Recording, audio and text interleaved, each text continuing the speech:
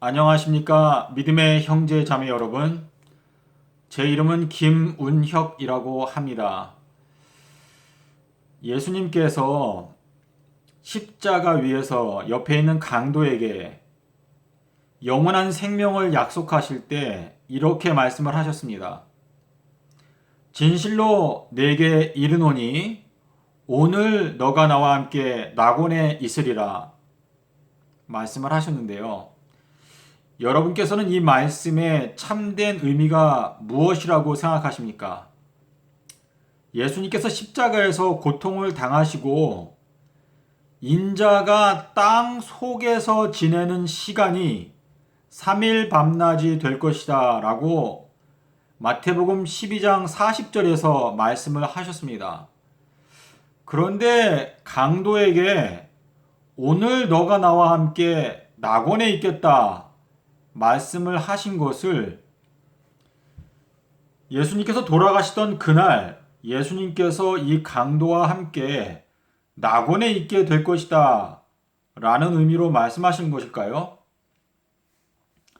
이 말씀의 참된 의미는 다음과 같습니다. 내가 2000년 뒤 재림하게 될 텐데 그 재림하는 날짜가 바로 오늘 날짜가 될 것이다. 내가 2000년 뒤에 재림하면 그 재림하는 그날 너는 나와 함께 낙원에 있을 것이다 라고 약속을 하신 것입니다. 호세아서 6장 2절의 말씀을 보시면요. 이틀 후에 여호와께서 우리들을 살리시고 제3일에 우리들을 높이 드시리니 라는 말씀이 있습니다. 여기에 이틀 후에 라는 표현과 제3일이라는 표현이 나옵니다. 이 두 가지는요, 예수님의 재림과 그리고 천년기 후에 새 예루살렘이 내려오는 세 번째 강림, 이 두 가지를 말하는 것인데요. 예수님께서 마태복음 16장에서 베드로에게 내가 너에게 천국의 열쇠들을 주겠다 라고 약속을 하셨습니다. 이 베드로는 예수님께서 주신 이 천국의 열쇠들의 그 기별을 깨닫고 그 내용을 베드로 전후서에 기록해 놓았습니다. 베드로후서 3장 8절에 보시면은요.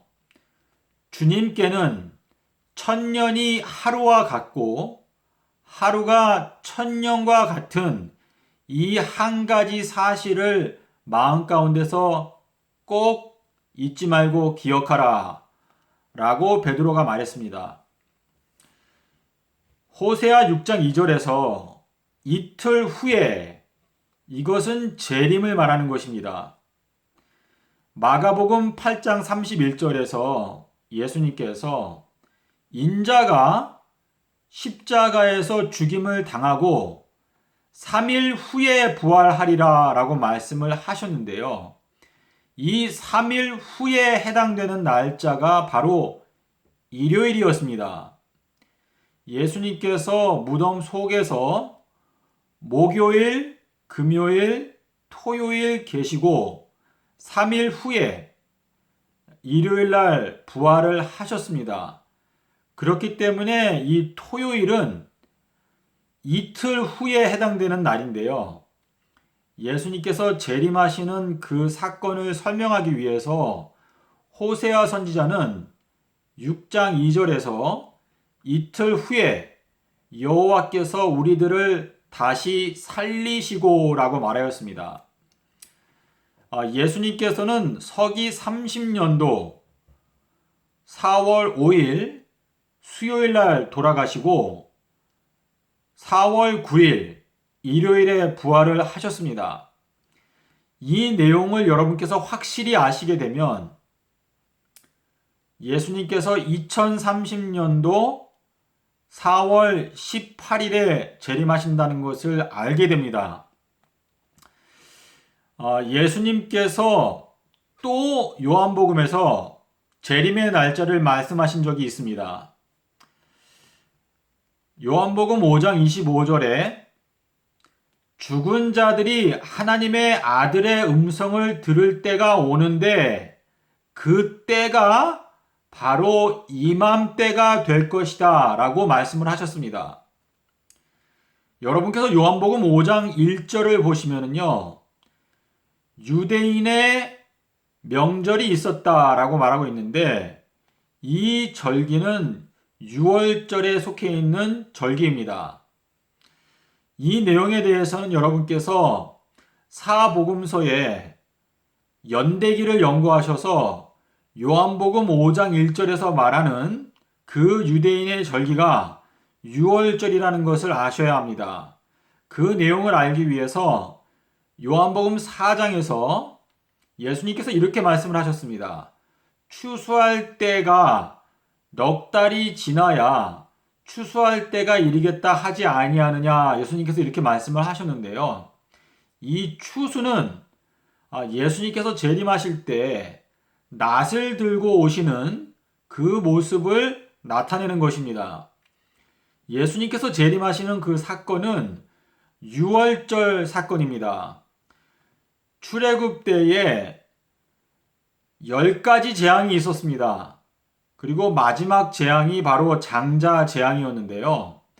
계시록에도 가면 역시 7가지 재앙이 나오고 마지막 재앙이 바로 8번째 재앙, 장자 재앙, 6월절 사건, 예수님의 재림이라고 하는 것을 저희들이 알 수 있습니다. 요한복음 5장 25절에서 죽은 자들이 하나님의 아들의 음성을 들을 때가 오는데 그때가 바로 이맘때가 될 것이다 라고 말씀을 하셨는데요.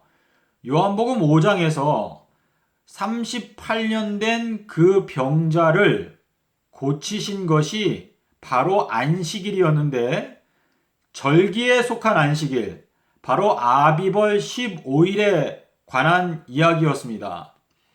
예수님께서 이 죽은 자들이 하나님의 아들의 음성을 들을 때가 온다. 이것은 바로 이 6월절 기간, 특별히 아비벌 15일, 이 큰 안식일, 해방의 날, 죄인들이 해방되는 날, 이 날 바로 예수님께서 재림하실 거라는 것을 말씀하신 것이었습니다. 예수님께서 십자가 위에서 마지막 숨을 내쉬고 큰 소리로 다 이루었다 외치시고 운명하셨을 때 지진이 나고 무덤이 갈라지면서 많은 성도들이 무덤 속에서 나왔습니다. 그 내용이 마태복음 27장 50절로 52절에 적혀 있습니다.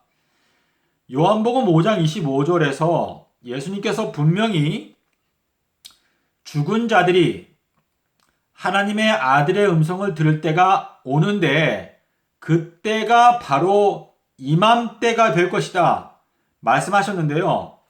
그것이 성취된 것이 예수님의 십자가 사건 때, 예수님께서 십자가에서 운명하실 때 죽은 자들이 부활하였습니다. 그와 마찬가지로 2000년 뒤에 2030년도 4월 18일 날 예수님께서 운명하셨던 그 순간이 되는 그때 죽은 자들이 다시 오시는 예수님의 음성을 듣고 부활하게 될 것입니다. 여러분께서 이 문제를 잘 생각해 보시고 과연 하나님께서 이 말세에 우리들에게 때들과 시기들을 분별할 수 있도록 성령을 부어 주시는지 한번 꼭 생각해 보시기를 바랍니다. 이 지구 역사상 가장 지혜로웠던 왕이 솔로몬이었습니다. 하나님께서 솔로몬에게 지혜를 주실 때 너에게 내가 지혜를 주는데 너 이전에도 너 이후에도 너와 같이 지혜로운 사람은 없을 것이다 라고 말씀을 하셨습니다. 그 내용이 열왕기상 3장 12절에 나옵니다. 그런데 그 솔로몬 왕이 잠언 7장 20절을 기록하면서 남편께서 보름날 돌아오신다. 남편이 돌아오는데 보름달이 뜨는 날 돌아온다 라고 기록을 하였습니다. 여러분께서 잠언 1장 6절에 보시면요, 이렇게 말하고 있습니다. 우리들이 잠언의 내용을 읽게 되면 하나님의 오묘한 일들을 깨닫게 된다. 하나님의 비밀스러운 일, 영어 성경에 보면은 미스테리, 그거를 깨닫게 된다라고 기록하고 있습니다. 그래서 잠언 7장을 여러분께서 잘 읽어보시면요, 그 속에 하나님을 배반한 교회가 예수께서 실제로 재림하실 때까지 이 땅에서 음행을 행하는 타락한 교회의 상태가 잠언서 7장에 잘 표현이 되어 있습니다. 또 한 가지, 이 이스라엘 백성들의 출애굽 사건, 그리고 광야 사건, 그리고 가나안 땅에 도착한 사건은요, 우리 그리스도인들의 생애를 잘 나타내주고 있습니다. 이스라엘 백성들이 출애굽했던 날이 바로 보름달이 뜨는 아비벌 15일이었습니다. 그리고 40년 뒤에 약속의 땅 가나안에 도착한 날도 역시 아비벌 15일이었습니다. 이스라엘 백성들은 40년 동안 하나님께서 이끄시는 구름 기둥을 따라다녔습니다. 낮에는 구름 기둥, 밤에는 불 기둥이 이스라엘 백성들을 인도하였습니다. 그리하여 약속의 땅 가나안에 도착하게 되었을 때 이 도착한 날이 출애굽한 날과 똑같은 날 도착을 하였습니다.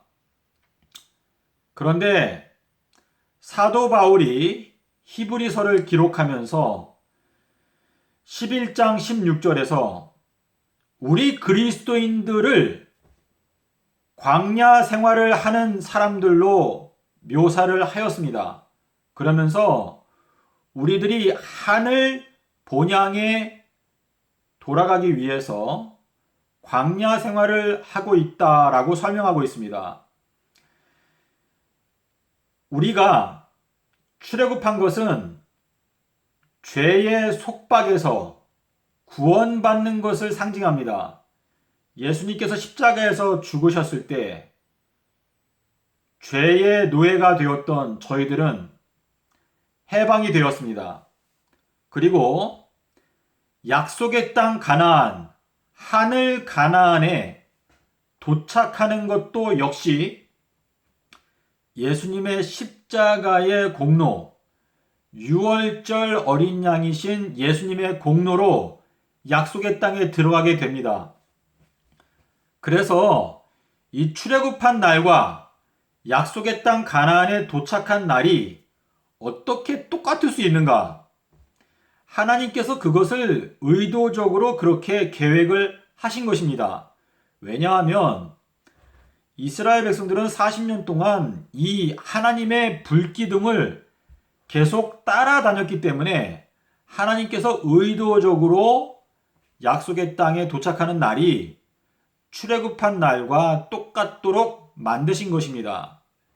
여러분께서 여호수아 5장 10절, 11절의 내용을 읽어보십시오. 이스라엘 백성들이 약속의 땅 가나안의 곡식, 그 곡식을 먹기 시작한 날이 바로 아비벌 15일, 보름달이 뜨는 날이었습니다. 그와 마찬가지로 하나님의 백성들이 하늘 가나안의 음식을 먹기 시작하는 날이 바로 아비벌 15일이 될 것입니다. 예수님께서 재림하시는 2030년 4월 18일 보름달이 뜨는 날, 그날부터 저희들은 하늘의 양식을 먹기 시작하게 될 것입니다. 믿음의 형제자매 여러분,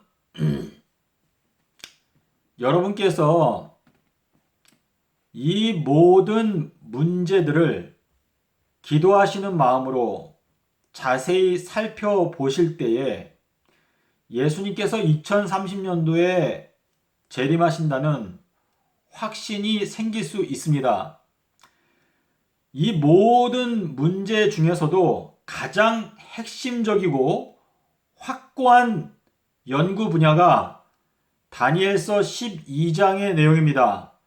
이 내용을 여러분께서 기도하시는 마음으로 탐구하신다면 하나님께서 여러분에게 깨달음을 주실 것이다 라고 저는 생각합니다.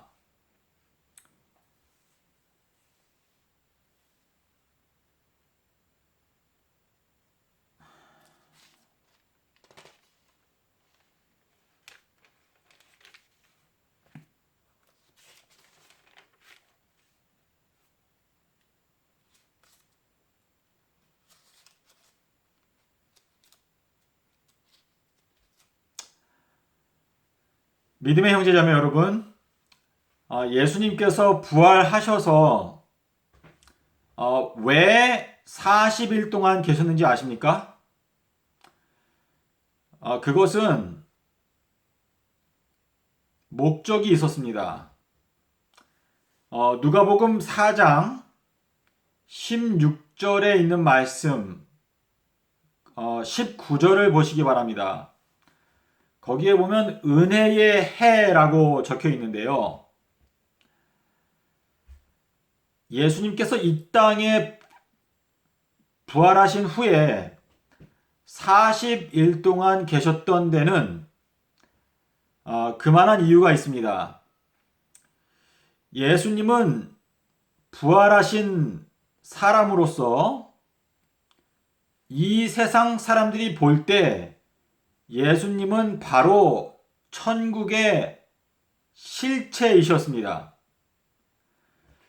가나안 땅을 탐지하도록 40명의 정탐꾼이 보내졌습니다. 이 12명의 정탐꾼들이 40일 동안 이 약속의 땅을 정탐했습니다. 그와 마찬가지로 예수님께서 부활하신 후에 40일 동안 이 땅에 계신 것은 이 세상 사람들이 천국의 실체 되신 예수님, 다시 말해서 예수님은 죄의 짐을 지고 십자가에서 죽으셨습니다. 그런데 그 죄의 짐을 지고 죽으신 예수님이 다시 부활하셨습니다. 이 부활은 아버지 하나님의 그 공의로운 심판정에서 예수님은 부활해야 마땅하다라는 결정을 내렸기 때문에 예수님께서 부활을 하신 것입니다. 그래서 예수님은요, 이 천국의 실체, 영원히 존재하는 그 사람으로 예수님께서 부활하신 건데요. 40일 동안 이 세상 사람들에게 예수님을 보여주신 것은 이 세상 사람들이 하늘나라의 실체, 영생의 실체를 40일 동안 구경할 수 있도록 허락하신 것입니다. 하지만 이 세상은 예수님의 그 실체를 알아보지 못했습니다.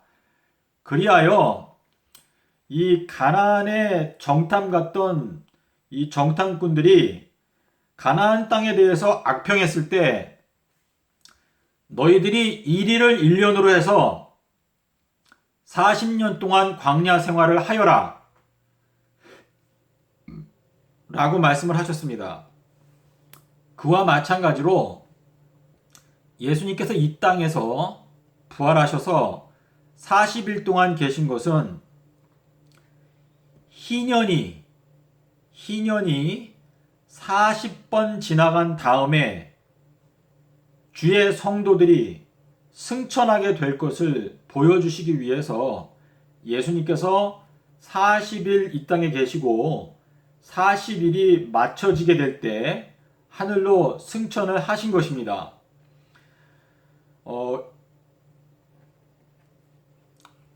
누가복음 4장 19절의 말씀에 보시면은요, 예수님께서 은혜의 해를 전파하게 하려 하심이라 이렇게 말씀하셨는데요.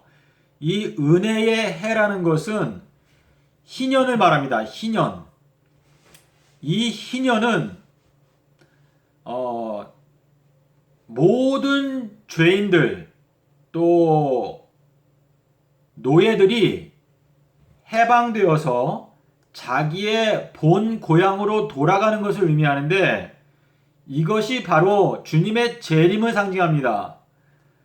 예수님의 재림 때에 모든 죄의 속박이 끊어지고 의인들이 영생에 들어가게 됩니다.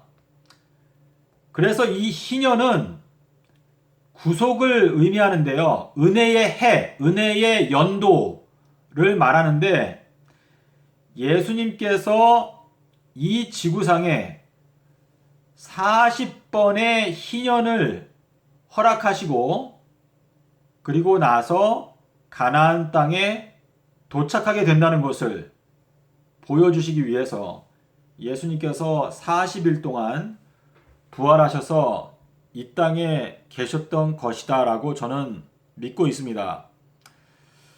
믿음의 형제자매 여러분, 다니엘서 12장의 내용은요, 다니엘서 8장과 다니엘서 9장이 함께 성취가 됩니다.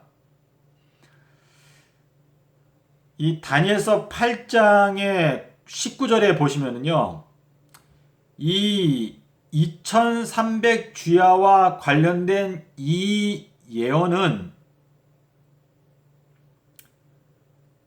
진노하시는 일이 맞춰지게 되는 때, 곧 끝에 관한 것이다 라고 말하고 있습니다.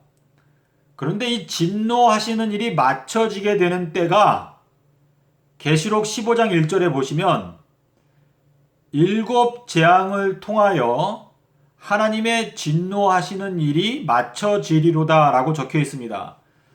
그렇기 때문에 2300주야 예언은 주님의 재림 직전 일곱 재앙이 내려지는 그 사건과까지 연결되어 있습니다. 그리고 다니엘서에 나오는 이 70일의 예언도 역시 이중으로 성취가 됩니다. 예수님의 초림에 맞추어서 이 70일의 예언이 성취가 되었는데요. 예수님의 재림에 맞추어서 또 70일의 예언이 성취가 됩니다. 예수님의 초림은 모퉁이 돌의 완성이었습니다.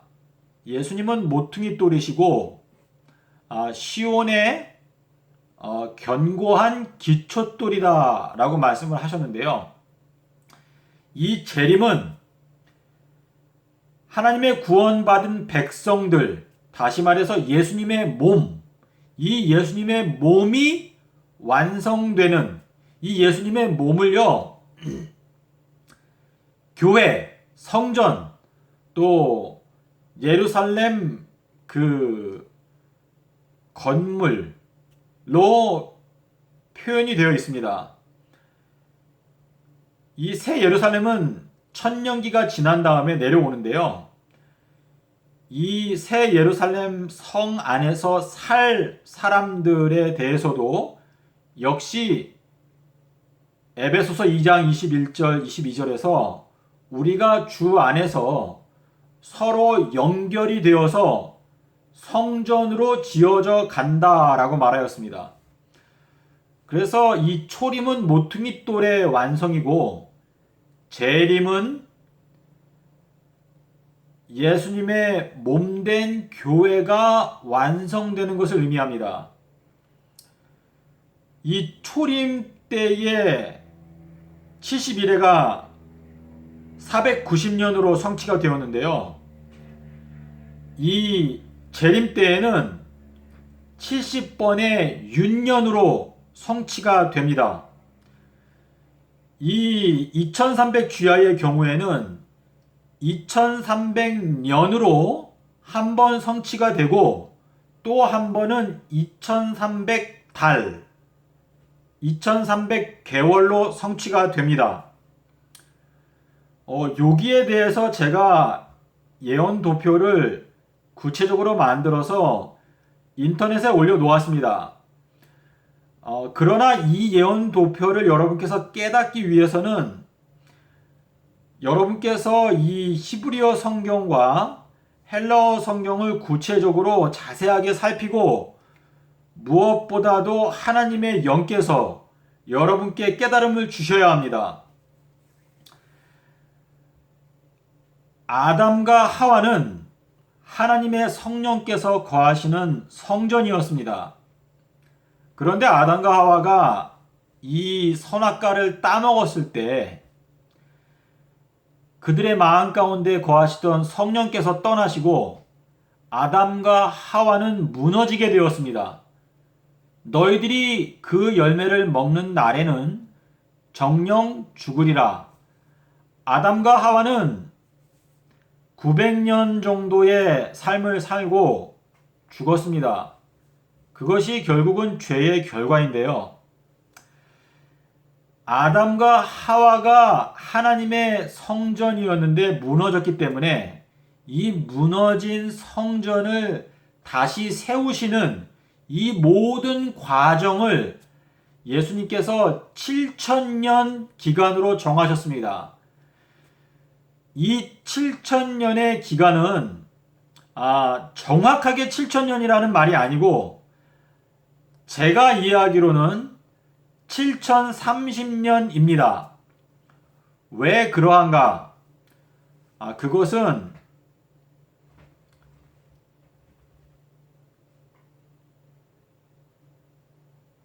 이스라엘 백성들이 출애굽할 때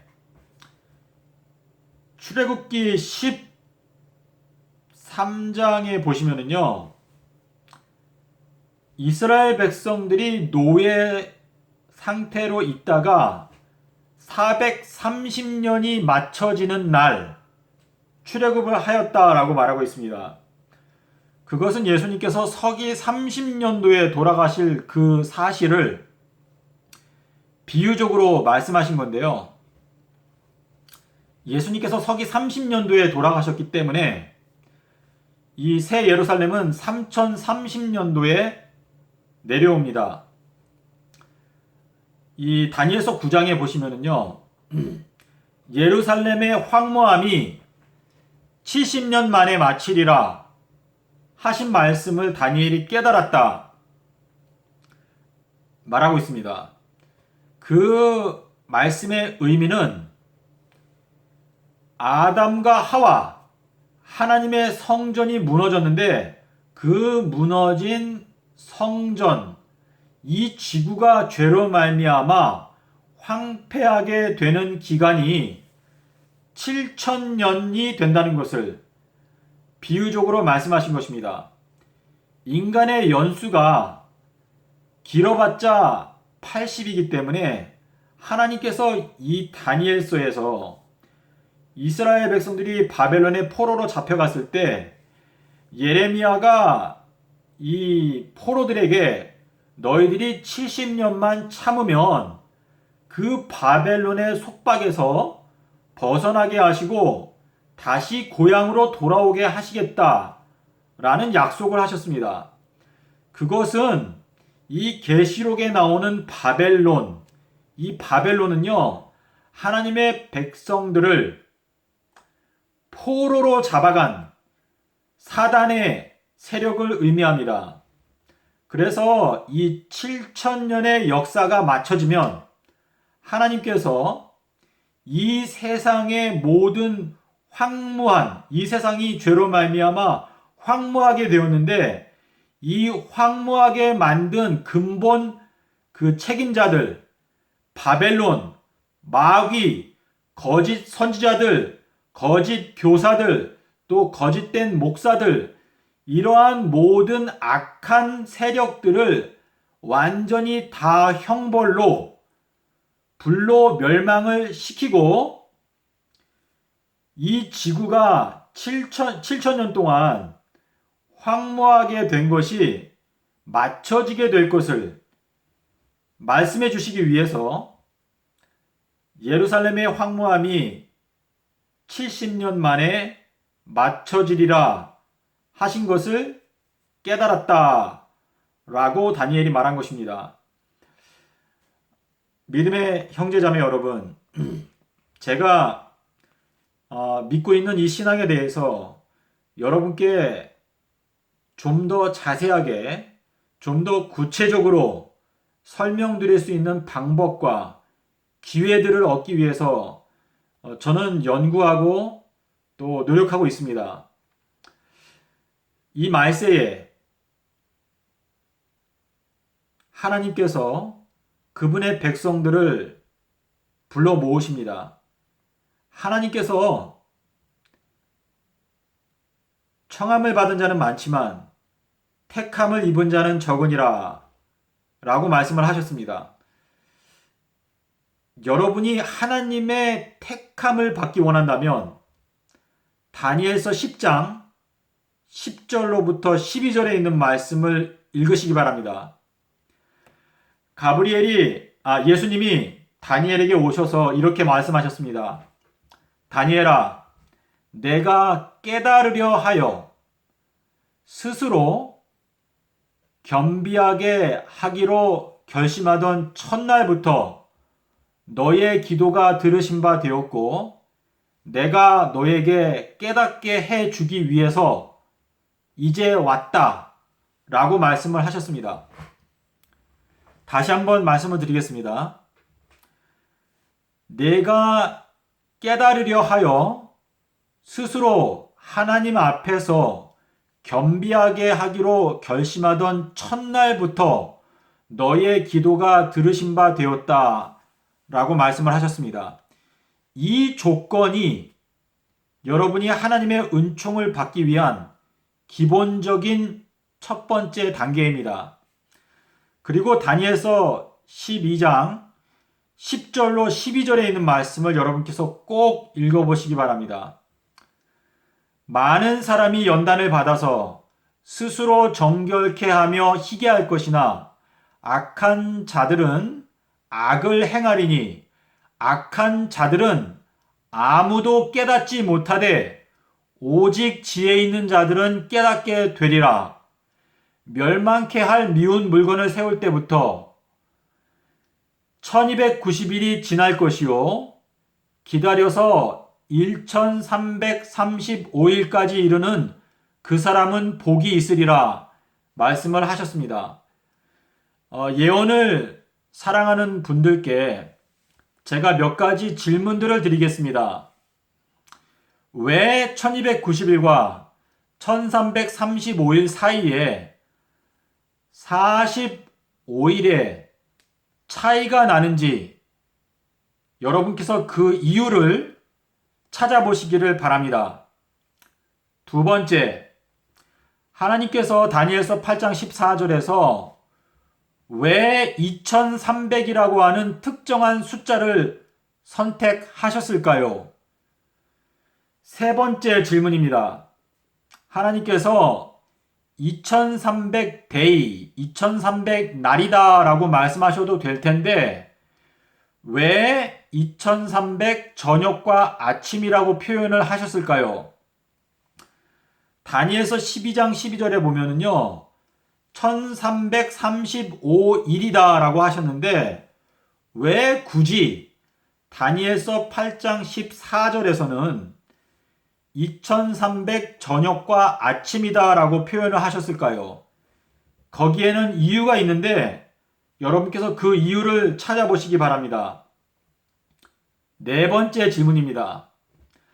다니엘서 9장에서 하나님께서 490일이라고 말씀하셔도 될 텐데 왜 70주일이다라고 이 주일이라고 하는 그 표현을 사용하셨을까요? 거기에는 이유가 있습니다. 그리고 하나님께서 다니엘서 9장 25절에서 7일에와 62일에가 지날 것이요 이렇게 말씀을 하셨는데 그냥 69일에가 지날 것이요 라고 말씀하셔도 될 텐데 왜 69를 7과 62로 나누어서 말씀을 하셨을까요? 거기에는 이유가 있습니다. 그리고 마태복음 1장에 보시면은요, 그 족보를 말씀하시면서 총 세대가 42세대다라고 말씀을 하셨습니다. 왜 42세대라는 것을 강조하셨을까요? 거기에는 이유가 있습니다. 계시록에 가시면은요, 1260일과 42달이 있습니다. 왜 하나님께서 이렇게 42달, 1260일, 한때, 두때, 반때, 또 3일 반 후 이러한 숫자들을 말씀하셨는데 그 숫자들이 서로 같은 것인지 아니면 다른 것인지 창세기 1장 14절을 펴시고 연구해 보시기를 바랍니다. 그리고 다니엘서 7장 25절에 한때와 두때와 반때가 나옵니다. 다니엘서 12장 7절에도 한때와 두때와 반때가 나옵니다. 그 둘을 히브리어 원문으로 보시면 원어 자체가 전혀 같지 않습니다. 다니엘서 12장 1절에 보시면 그때에 이 때라고 하는 단어가 나옵니다. 또 4절에도 나오고 다니엘서 12장에는요. 이 때라고 하는 단어가 여러 군데에 나옵니다. 그런데 12장 7절에 나오는 한때, 두때, 반때와 원어가 같지 않습니다. 여러분께서 왜 그것들이 같지 않은지 그 이유를 꼭 찾아보시기 바랍니다. 계시록 11장 14절에 보시면은요. 두 번째 화, 세 번째 화에 대하여 언급하고 있습니다. 그 내용을 살펴보시면서 11장에 나오는 1260일과 12장에 나오는 1260일이 같은지 다른지 꼭 살펴보시고 거기에 대한 이유를 찾아보시기를 바랍니다. 믿음의 형제자매 여러분, 저희 모두는 부분적으로 알고 부분적으로 예언합니다. 그러나 온전한 것이 올 때에는 부분적으로 하던 것이 폐하여질 것이다 라고 말씀을 하셨는데요. 이사야서 61장 4절의 말씀을 보시기 바랍니다. 너에게서 날 자들이 역대의 무너진 기초들을 다시 쌓을 것이며 라고 말씀을 하셨습니다. 이사야 58장 12절의 말씀도 보시기 바랍니다. 너를 일컬어 수보하는 자다 라고 말씀하실 거다 했는데요. 이 말씀은 지난 2000년 동안 무너져 있었던 하나님의 말씀이 재건되는 것을 의미합니다. 여러분의 마음 가운데 있는 모든 편견을 버리고 하나님의 말씀이 내 마음 가운데서 자리를 잡아야 합니다. 그 말은 무슨 말인가 하면 하나님의 말씀을 내가 편한 대로 해석하는 것이 아니라 내가 하나님의 말씀 속으로 들어가야 합니다.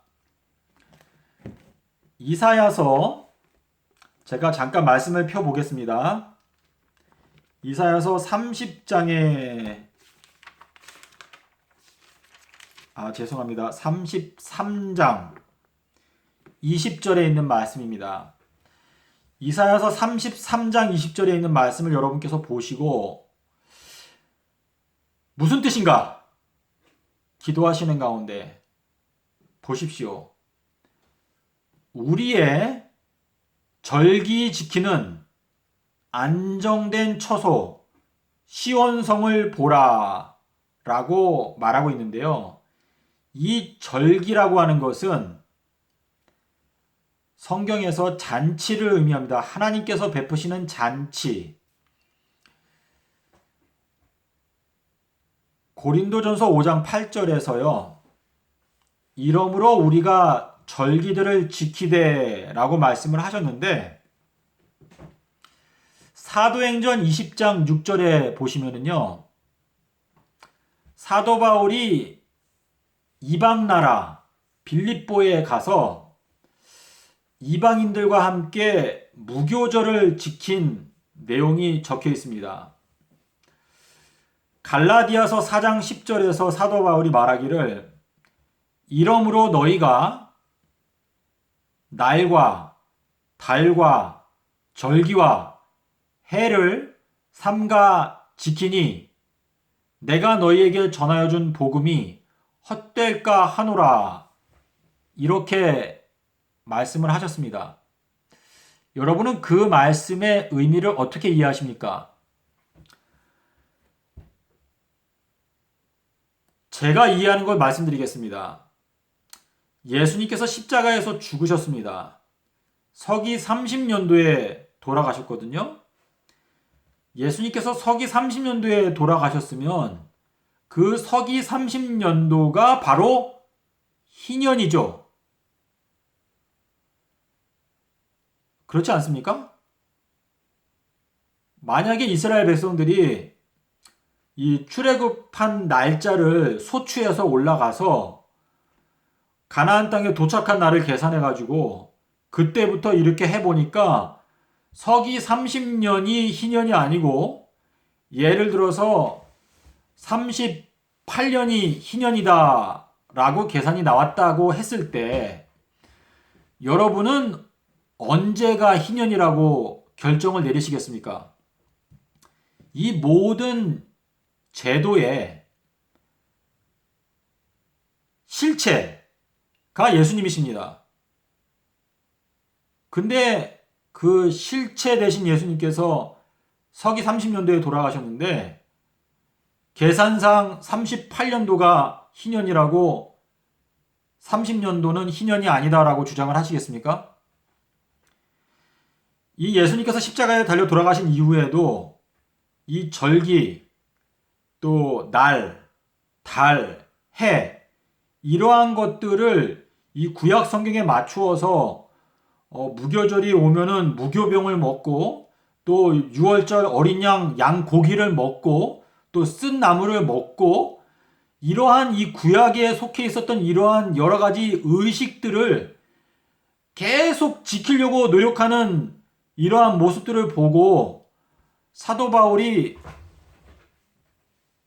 거기에 대해서 책망을 한 것이지 그 제도 자체를 무시한 것은 아니다 라고 저는 믿습니다. 예수님께서 십자가에 달려 돌아가심으로 말미암아 그 절기들이 사실상 제정된 것입니다. 그 실체 대신 예수님께서 오셨기 때문에 그것이 제정된 것이죠. 근데 왜 더 이상 양을 잡을 필요가 없는가? 그것은 성만찬 예식을 통해서 양 잡는 그 행위가 대체된 것입니다. 여러분께서 이 문제를 기도하시는 마음으로 생각해 보시고 또 여러분께서 반론이 있으시거나 또 어떤 다른 견해와 생각이 있으시면 언제든지 여러분께서 연락을 주시기 바랍니다. 감사합니다.